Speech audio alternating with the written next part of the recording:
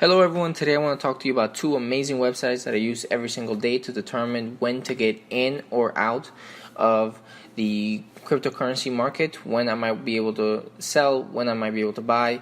And these have allowed me to accumulate a lot of wealth and make a nice little side income for myself. So the first one is coinmarketcap.com. This one has over 1,300 cryptocurrencies that they keep track of in over 7,000 markets. They give you right here the market cap for all the coins and 24-hour volume for all the coins, and the BTC dominance, which is really important for Bitcoin. So you want this you really want to use to determine when to get in or out. It's a little extra information that you really might want to have. So as you can see, the past 24 hours, which they track right there, the change as a percentage, have not been real good for the cryptocurrency market as a whole. A lot of these are in the top 20 are red. There's a few green, but they were not there about an hour or so ago. This is all very recent. So the first thing you want to do is when you are interested in any type of coin, you want to come to this website, you want to click on the coin, and you want to get into that information that they track there for you. So here, a couple really important things. So you have the coin, the value, the change in the past 24 hours. Here's a really important one, the value in terms of Bitcoin. So this one, as you can see, 0.05 Satoshi, just about. And they give you the market cap, the volume, the circulating supply, and if it had a maximum, that also is included there. Ethereum does not, so that is not included there. So here, the charts really good to have, and the most important information for me as an investor is this coin going up or down in value? And as you can see, the market cap, the price down here, it's been going up, so that's fantastic. So the price has been going up over the last couple of months, so that's a great first sign. What I don't see though is the price in BTC, in Bitcoin, also going up.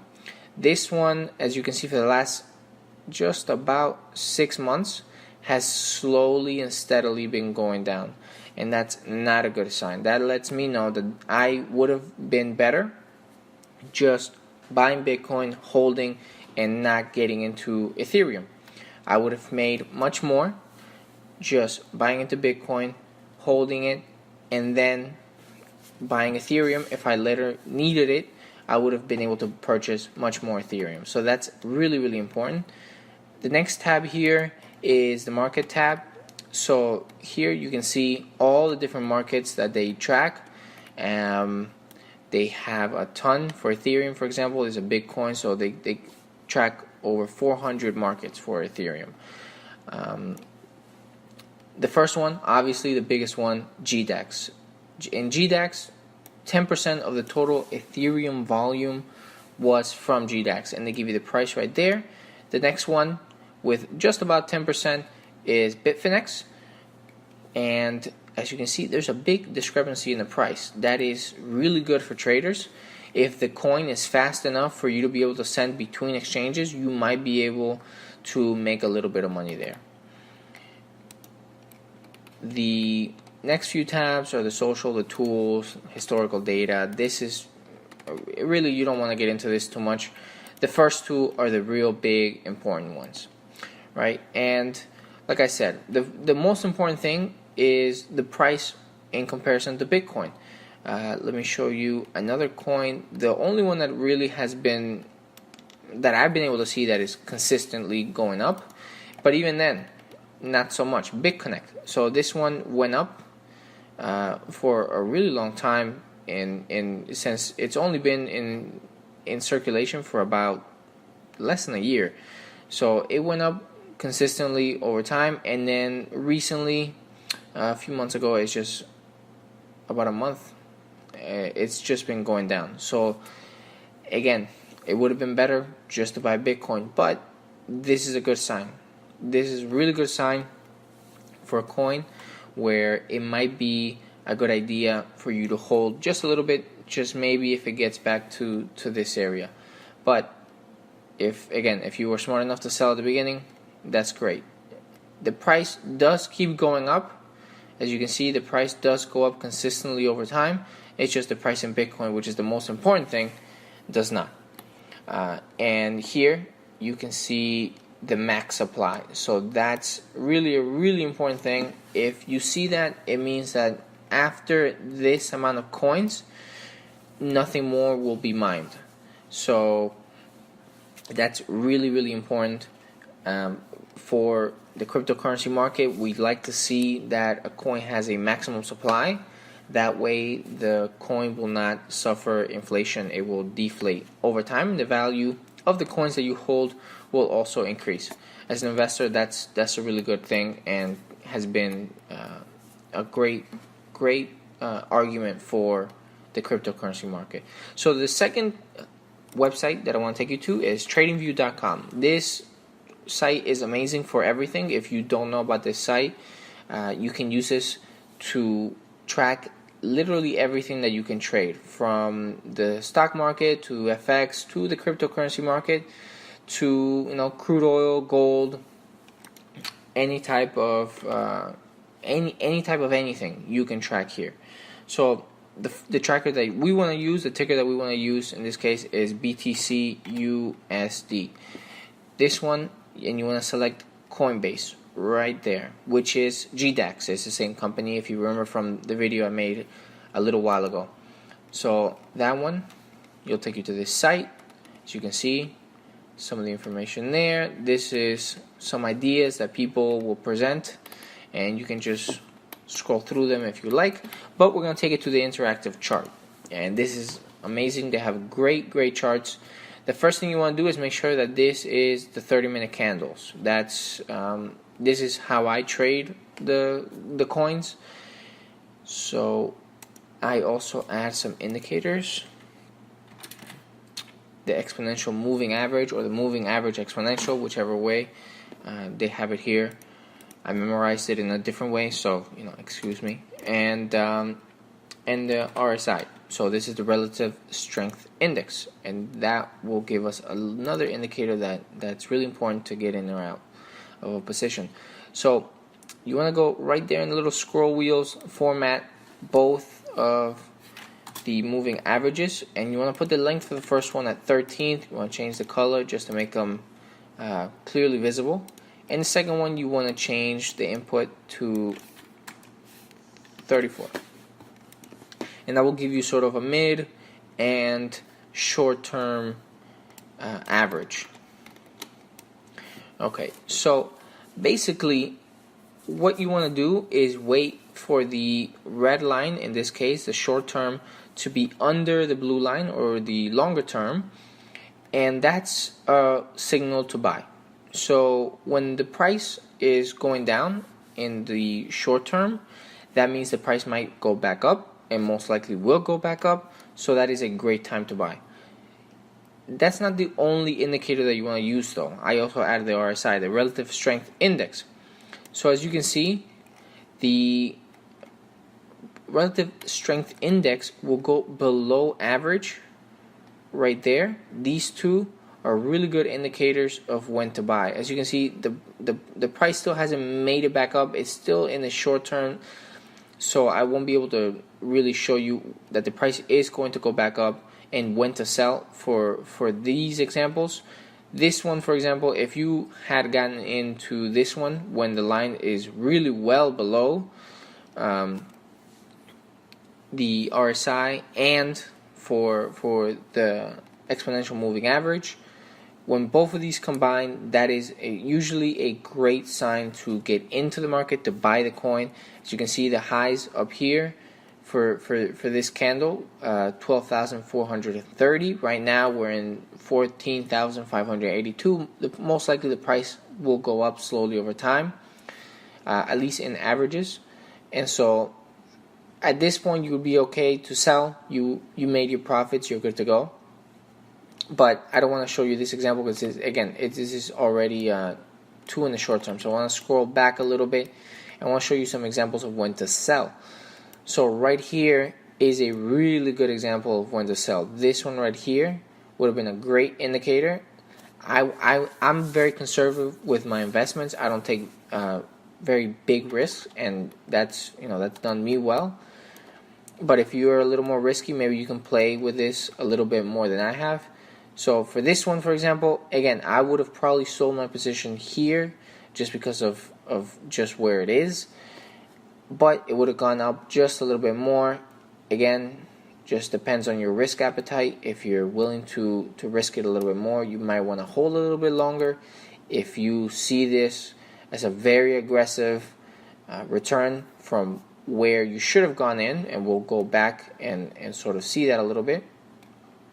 When you see that, it might go up, but you never know. So for me, this would have been a very good time to get out, sell, and you would have been fine waiting for this little dip here. I would have probably got in here somewhere and waited for it to go back up. Again, you buy over time, right? So you buy a little bit here, you buy definitely a little bit there, definitely a little bit there, and definitely a little bit there, and you're going to be holding.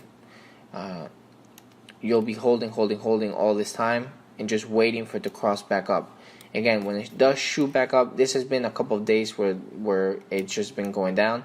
But as you can see, the dips are there, but it does come right back up. And then it dips, and it comes back up, and it dips, and it comes back up.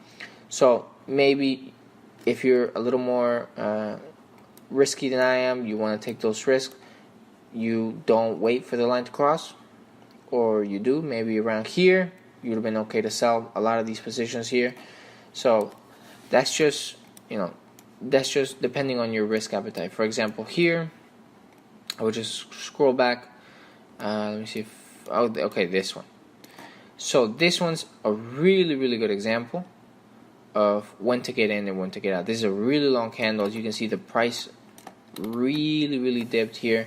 It went down a lot in a very short amount of time, and that's a really good sign. As you can see, there's not much of a wick. The wicks are the little ends that you might see. There's not much of a wick on this one, letting me know that the highs and lows, it really stayed within there. So it closed the half hour right around the lowest it had been in that time period. So let's say you bought somewhere around here. I want to be conservative with the numbers. So let's say you bought at the highest. You can see the highs up here. That's the current price right now, the current candle right now. And this one right here, for example, it's at 16,200, almost 16,300, just to round. You might have had some fees there. There's another video that I made to avoid those fees, but let's say you had a little bit of fees there, just to round. So 16,300. That's the highest, and that's the number that I'm going to play with, just to say, you're not a very good trader. You're not sure. Maybe you did great and you bought way down here at 15,000, around 500. But let's say you bought in at the worst time. So when do you sell? Obviously you could sell almost immediately in about an hour or so. If you would have waited, 2 or 3 hours, you could have sold right there in this candle, and obviously you already made profits. You're fine. You could have waited maybe until it went above, until the short term went above the long term, and that's the first sign that you want to see to sell. And again, if you sold there, you would have been just about fine. The low of this candle was 16,334, so it's above the 16,300 for the worst position possible in this candle. But I would have held. Personally, I would have held. Right there, you see it crossed over. That's not the best sign. You want to see it go a little bit higher so you can sort of know that you're near the peak. So maybe you sell off a little bit of your position there. You secure some profits. As you can see, the low of that candle is 17,067. So again, you're in the positive, not too positive. From 16.3 to about 17,000.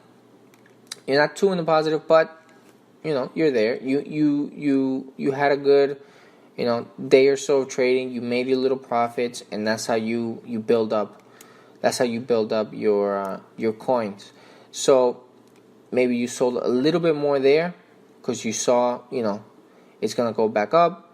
You think it's gonna go back up from that price. It's not really crossed into oversold territory. This is oversold territory.